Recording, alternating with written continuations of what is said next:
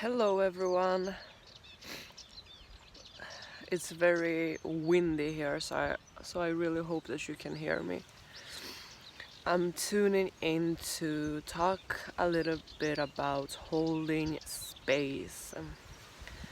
And this is something I've been observing but also practicing a lot in my own life. I hold women's circles, and these are like the rules that we have. Active listening, so like really listening to what anybody is saying and watching your own triggers, not giving any advice, not trying to fix anyone, just letting their experience be what it is and honor them at where they are. And yeah, honoring each other, not fixing, not giving advice, active listening, never sharing anything from the circle without the person's permission. If you felt inspired by someone, you're not allowed to share it without permission. And yeah, that's what comes in mind right now. And why I want to talk about this is because I've been observing this so much in the world right now. This reactive kind of energy, like just really going from the mind and being really reactive to everything and not giving people space to be where they are. Like we are very, I feel like it's a very masculine energy of fixing and doing in a lot of places right now, and allowing ourselves to shut up and listen is very healing to us, because when we shut up and we listen and we don't think about what we are going to say when the person is done, then we actually take in what people are saying. Then we can actually see them, and we can also see how what they are saying is reflecting back to us something about ourselves. And then we can truly see like the meaning of we are one, because you can see that what they are saying is reflecting something to you, and you can find that place within yourself, that place that they are talking about. Maybe not in the same way, but you know that you're not separate from their experience, in the sense of you have if someone is talking about sadness, maybe you're not sad about the same thing, but if you're able to meet your own sadness, then you know that place of sadness and you can hold space for somebody else in their sadness. And that's something that is like, it's hard and it's tricky because it's a total switch from what we've been taught, and it's really important to be aware of that. And it's not like being perfect 100% of the time and never get triggered and like always hold in space. Of course we're gonna have days and moments when we aren't able to do that, when we get triggered, when we react. But the more we're able to go inwards instead of reacting to what somebody else is saying, the deeper space we can hold for ourselves and others. And that's really important, because you're only able to hold space for somebody as deep as you held it for yourself. So if you are not willing to look at some things inside yourself, you're gonna project that onto other people, and you're gonna see it in them. And something that I find like truly, this is like really a really big thing in the spiritual community, like telling people, oh, you don't have to feel that way, like you have a choice to not feel that way.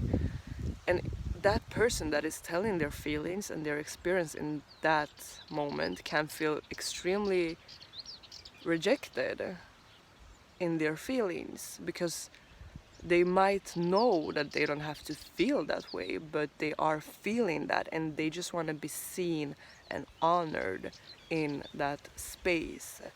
So if you recognize yourself in this, if you recognize yourself in saying, oh, you don't have to feel that way, why are you saying that? What is being triggered inside of you as you're saying that to somebody else?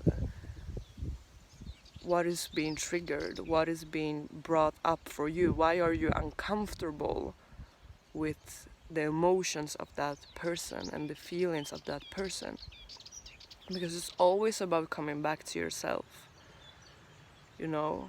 Like, why you react to certain things in a certain way is telling everything about you and nothing about the other person. Like, yeah, of course, something about the other person, but that's not your thing to take care of. It's not your responsibility to take care of that. And there was something else I was going to add, but now I kind of lost my track. So yeah, like really being present with other people, really listening, actively honoring, and even if you don't understand, even if you don't agree, even if you have a different opinion, like get your ego out of that situation and really see the person, see what's behind all of that. You can't, like, we can't just this constant trying to fix each other, and like it's just taking away our own responsibility of taking care of ourselves. So it's like trying to fix somebody else is really a coping mechanism. It's really a way of escaping, because you're not looking inwards, you're pointing fingers.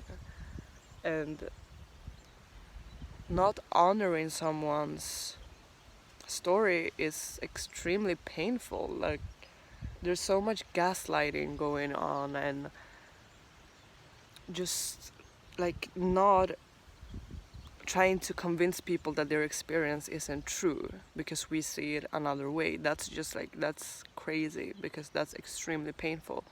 And like, I've done it myself, so it's not like I'm perfect. That's why I'm able to talk about this, because I've seen this in myself.